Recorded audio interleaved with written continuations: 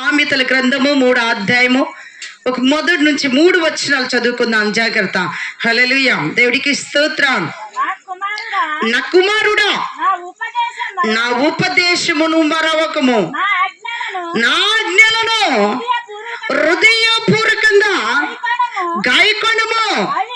అవి దీర్ఘాయును సుఖజీవమును గడుచుడు సంవత్సరములను నీకు శాంతిని కలగ చేయను. హల్లెలూయా. దేవుడికి స్తోత్రం. ఎవరి మాటలు కావాలి ఇప్పుడు? దేవుడు మాటలు వినాలా? దేవుడి సన్నిధిలో మనం అనేక ఆశీర్వాదాలు పొందుకుంటాం. హల్లెలూయా.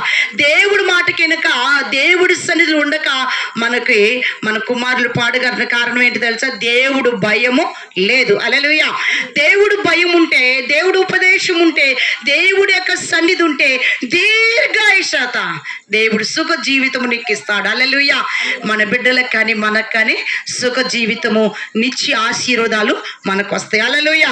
ఆయన ఉంటే నిత్యము ఆశీర్వాదాలే, ఆయన ఉంటే నిత్యము సంతోషమే, నిత్యము కృపే. హల్లెలూయా. ఆయన కృప ఎప్పుడైతే మనం విడిచిపోతుందో మనం భయంకరమైన పాపంలో పడిపోతుంటాం. హల్లెలూయా. మన కుమార్తెలను మన కుమారులు ఎలా పెంచాలంటే దేవుడి యందు భయభక్తులుగా పెంచాలా, దేవుడి యందు నమ్మకంగా పెంచాలా, దేవుడి సన్నిధిలో చాలా మంచి వినేతతో పెంచాలా, దేవుడి సన్నిధిలో చాలా భయం, దేవుడు అంటే భయము, పెద్దవారంటే భయము కలిగేవారుగా మన బిడ్డలు ఏం చేయాలా? పెంచాలి. హల్లెలూయా. పెంచాలా వద్దా?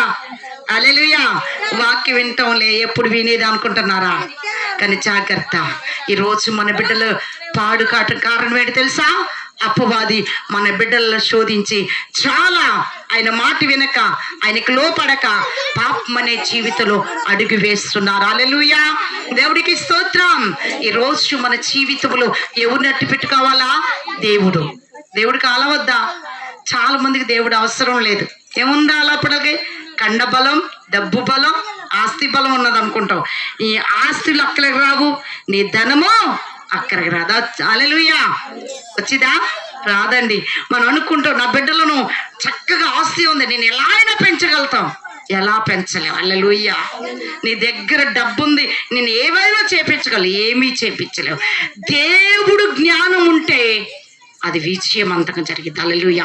నీ బిడ్డలు ఏం చదవాలన్నా, ఎలా నడవాలన్నా, ఏం చేయాలన్నా నీ డబ్బు రాదండి. హల్లెలూయా. డబ్బు వచ్చిదా? డబ్బు రాదు. కానీ దేవుడి జ్ఞానం ఉంటే వాళ్ళు ఉన్న స్థలాల్లో ఒక అభివృద్ధిలోనికి దేవుడు నడిపిస్తాడు. దీర్ఘాయుషత, గడిచిన సుఖ జీవితము ఎక్కడొచ్చింది? లోకంలో వచ్చిందా? లోకం రానే రాదు. సుఖ జీవితము, దీర్ఘాయుధ ఎవరు దీవించాలా? దేవుడు దీవించాలా. దేవుడు దీవిస్తే వస్తాయట ఆశీర్వాదాలు వస్తాయి. మనం దీవిస్తే వస్తాయా? వస్తాయా? మనం అనుకుంటాం ఈ రెండు బస్టుడ్ అవుతుందండి, ఇటు బస్టుడే అని అంటాం.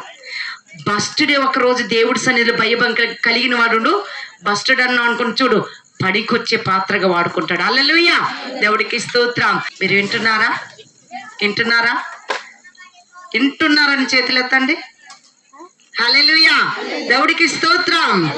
మన బిడ్డలో ఏం చేయాలా? దేవుడు మాట విన్నారు, దీర్ఘాయుషాత పొందుతారు. మన దేవుడు దీవిస్తే వాళ్ళు ఎల్లకాలం ఎప్పుడు సుఖ సంతోషంతో ఉంటారు. ఈరోజు దేవుడు మాటలు నువ్వు వినేవారుగా ఉండాలా. దేవుడు ఉపదేశమే వినే, దేవుడు ఉపదేశమును నువ్వు త్రోసివేసి దేవుడు మాటను వినకపోతే నువ్వెక్కడ వరదిల్తావు? ఎక్కడ వరదిల్తాం? ఎక్కడ వరదిల్లేం. హల్లెలూయా. వరదిల్తామా? వరదిల్లలేము. ఎందుకు? కారణం ఏంటి తెలుసా? జీవం గల దేవుణ్ణి నువ్వు నీ ఆయన మాటలు పక్కన పెడితే నువ్వేం సాధించగలుగుతావు? ఏది సాధించలేవు. సాధించగలుగుతామా? సాధించలేం. కారణం ఏంటి తెలుసా? అపవాది మనలో దూరేసి మన బిడ్డలను, మన కుటుంబను గడిబిడి చేయటానికి అది సమీపంగా ఉంటుంది. జాగ్రత్త.